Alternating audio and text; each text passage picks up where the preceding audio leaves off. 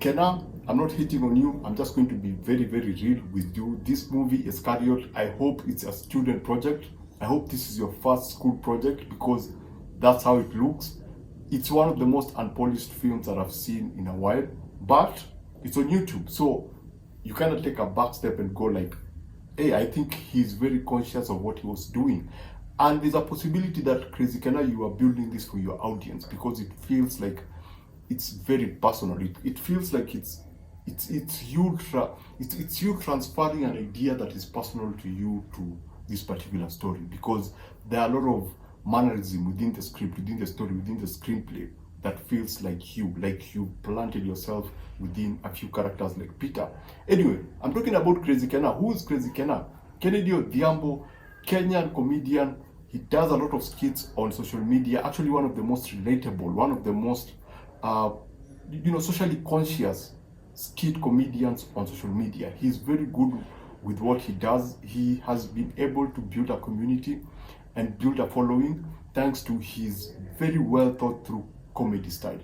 And yeah, we all love him. I love his work. I think it's one of those things that just make TikTok or Instagram tolerable. He releases something and everyone in Kenya talks about it. But now he decided that, you know what, Kenya is too small, I need to win an Oscar. So he made a movie, and this is the movie that we're going to be talking about today. It's called Iscariot. Iscariot is a Kenyan movie, Kenyan thriller. I would call it dark comedy thriller because there are some one or two funny moments, and there's a lot of mystery within the story. It goes to some dark places. That's why I would call it a mystery thriller. And once some things start happening, the thrills kind of come out. But as I was saying, it's written, directed, produced by Crazy Kennar, which is insane. As I said, it feels like it comes from some corner in his own heart. It feels like there was an urgency for him to tell this particular story. And I'm like, okay, yeah, you can write it, you can produce it, you can be in it, but does that mean that it's actually good? Now, I've already spoiled it for you. It's not a perfect film. It's not really well polished.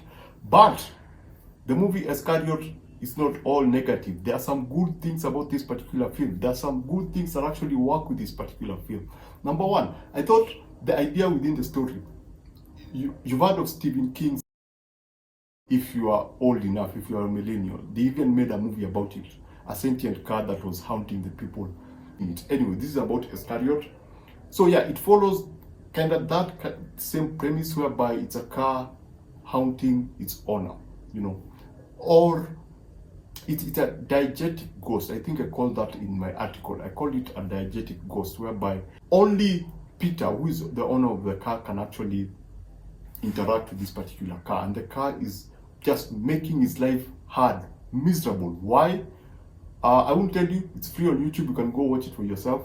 But if you've seen it, you know what I'm talking about. There's a reason why it haunts him and why it needs to be given these particular treatments and why it needs to be treated a certain way.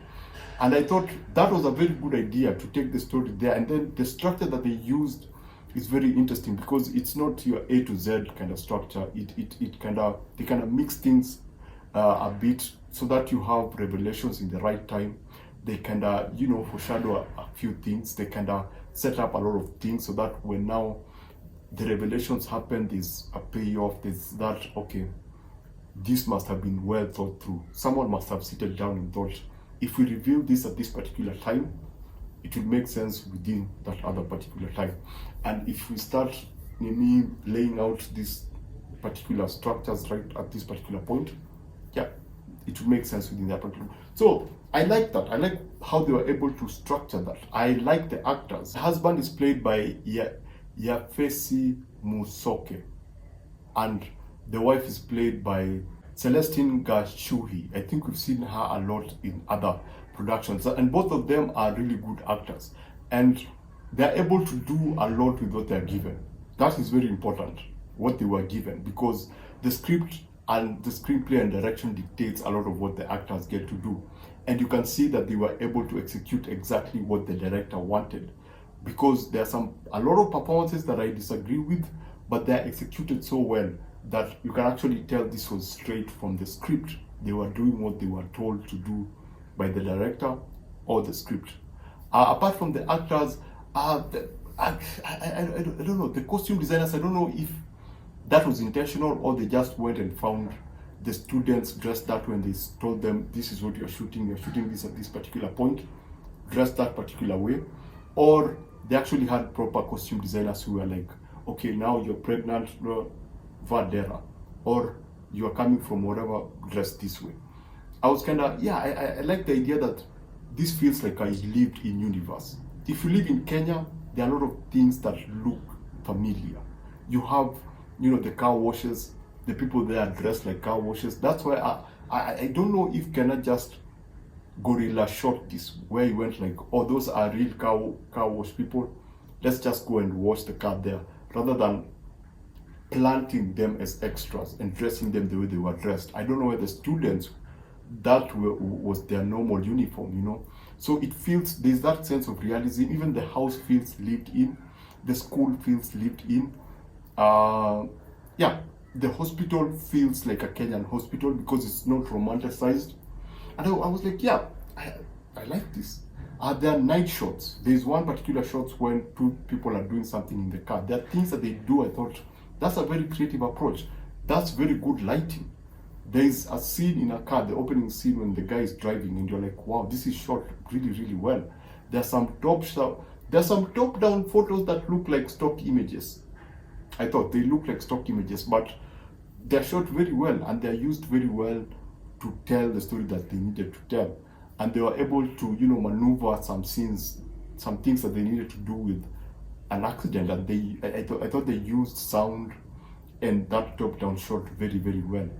So yeah, those are some of the things that I actually liked about the movie. When it comes to the things that I did not like, man, whoever was working, because there's a graphic designer, there's a person that Kenna hired to do the graphic design of this particular movie.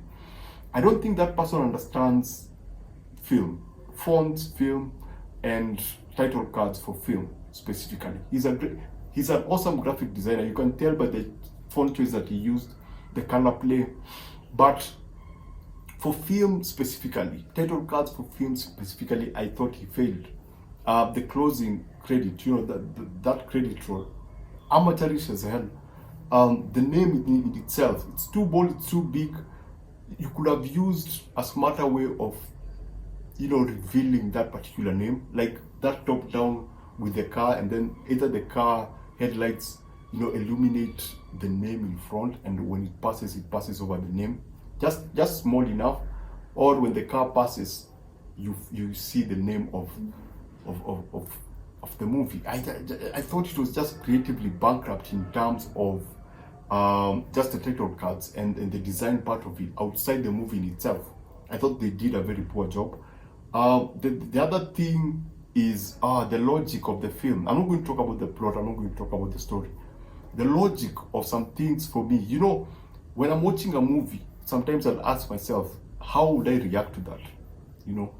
So this person is driving, gets home, finds glasses, everything, there's blood on the floor, and then just goes to the hospital. He doesn't, if you would find blood on the floor of your house, no matter whether you called your wife or you have prior information about what happened, whether or not you had that, when you walk into a room and there's blood and things are lying everywhere,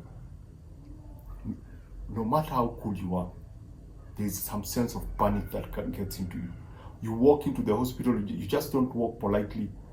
You walk in like a madman, like, where is the person? You're panicking. I don't see that here. This is a very composed person. Even when they walks into the hospital and Celestine is lying on the bed and he just sits, and I'm like, first of all, the wife tried to call him and did not pick. Do you know how dramatic she would be? Do you know how there was just that calmness about the characters, even in some serious moments that I was like, no, this, from a logical point of view, it does not make sense.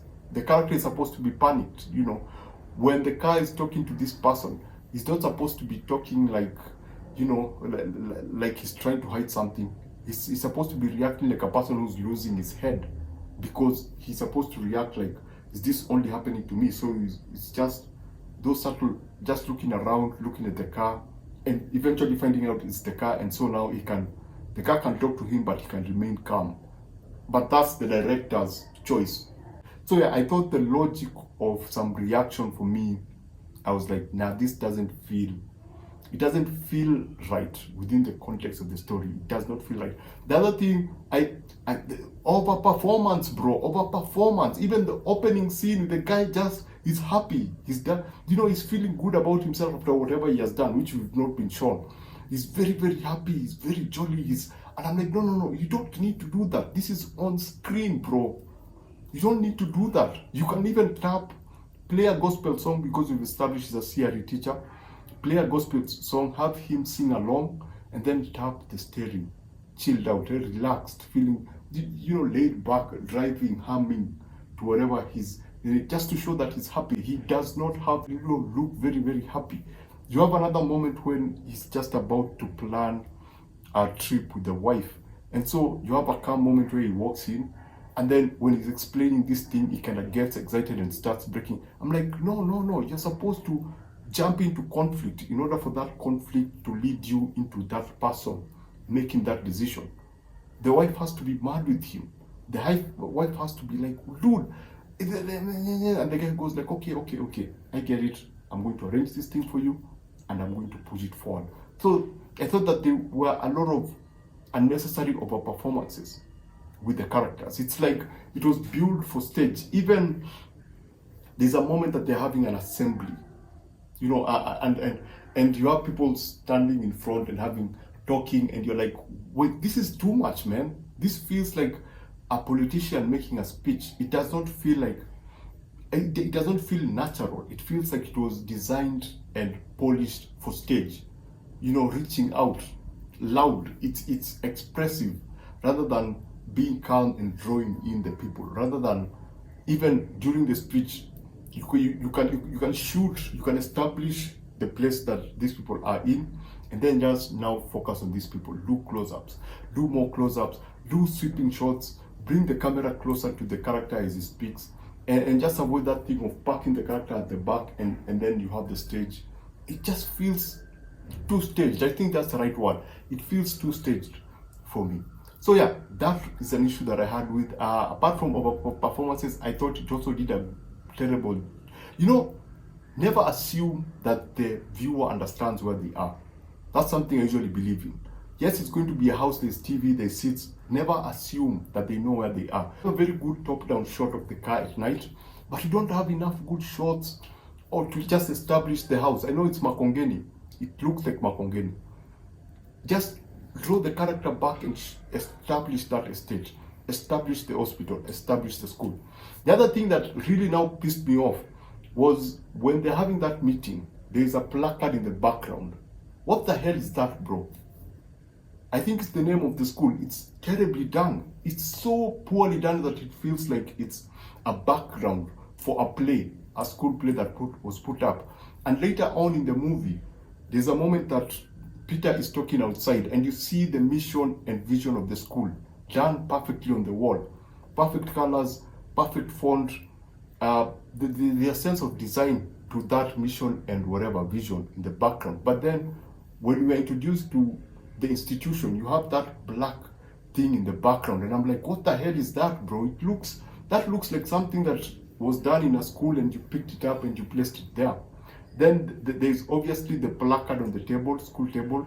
Now I know that there are those white nameplates that are usually on the desk. I know that they are there, but it would have been more authentic if you went for wooden one. It would help sell that more and make it much more believable. For me, I looked at that and I was like, that's a piece of paper. They printed the name, then they folded it and they placed it there. You didn't have a lot of thought put into that. The other thing is the cinematography, man. The cinematography is off. Yes, the car shots look beautiful, but when you go into the house, man, I don't know, the white shots, I was not convinced by the framing, especially. The framing didn't feel clean. It didn't feel masterful. It didn't feel like something that would win you an Oscar. It was amateurish. It was like point and shoot. It's like, oh, we need to see the house. Let's just put it at this particular angle. There's a moment that Celestine is pinning an image of something on the wall. And so she walks towards the camera and you see the camera clip the top of her head. And I'm like, that's an amateurish mistake. There's a better way of framing her. Maybe you can have the camera in front of her as she walks towards where she's coming, rather than doing a side shot where her head has to be clipped. So yeah, the cinematography for me was, even the way they were framing the car, especially, and even when you go back to the car, if the car initially did not speak and did not get special treatment, there are some visual things that you could have done with the car to show the contrast between before it starting to manipulate him and after it started to manipulate him. The engine thing was awesome, but you know what would have been far more effective? Change the color of the car. You know, at first it's introduced in a very dilapidated state. Now, that progress is supposed to be captured visually rather than working on the engine. Get people to repaint the car, change the interior of the car to give the audience an idea that there was something visually that changed about the car. That it's, oh look, you can actually visually tell that there was a switch when whatever happened to him happened, and it's presented visually. So yeah, even how they, I'm going back to cinematography a bit, how they choose to frame the car. I was like, yeah, if I wish these people would have watched the movie, the movie The Killer Car. There's a way that they frame it that makes the car feel imposing, you know. There's a way that you can frame this car to make it look, you know, beautiful, appealing, threatening. They're just camera angles or framing that would have made the car look far more effective, or be threatening, or be dominant within a person's life. There's a way that it could have been shot to make that happen. So apart from that, yeah, it's a decent film, but Oscars, no, I don't think this is going to get you there. It could have been far more polished. Even I thought the script could have been far more polished in how people speak naturally. Not hating, as I said before, I'm not hating on Crazy Kennar. It's just, it is what it is. If it's a good film, we're going to tell you it's a good film. If it Kaitoshi Mboga, we're going to tell you Kaitoshi Mboga. But generally, it's on YouTube. You can go check it out. I'll leave a link below. You can go see it for yourself. And thanks for watching this. Adios.